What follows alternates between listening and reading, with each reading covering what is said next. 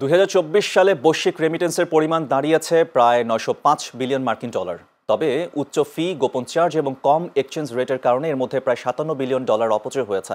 বাংলাদেশে একই সময়ে প্রবাসীরা পাঠিয়েছেন 26.9 বিলিয়ন ডলার। এর মধ্যে 1.48 বিলিয়ন ডলার বা প্রায় 16,200 কোটি টাকা ক্ষতি হয়েছে, যা বাংলাদেশের বার্ষিক বাজেটের প্রায় 2.025% এবং মোট দেশজ উৎপাদনের প্রায় 0.33% এর সমান। আজ সকালে রাজধানীর প্যান প্যাসিফিক সোনারগাঁও হোটেলে আয়োজিত এক মিট দ্য প্রেস অনুষ্ঠানে এসব তথ্য তুলে ধরে আন্তর্জাতিক ফিনটেক কোম্পানি ও মানি ট্রান্সফার অ্যাপ নালা। অনুষ্ঠানটি সঞ্চালনা করেন তমা রশিদ। নালা বাংলাদেশের head of growth Mahmudul Hasan বলেন, বর্তমানে নালা অ্যাপ ব্যবহার করে প্রবাসীরা যুক্তরাষ্ট্র, যুক্তরাজ্য এবং ইউরোপের বিভিন্ন দেশসহ মোট 21টি দেশ থেকে জিরো ইন্টারেস্টে বাংলাদেশে টাকা পাঠাতে পারবেন।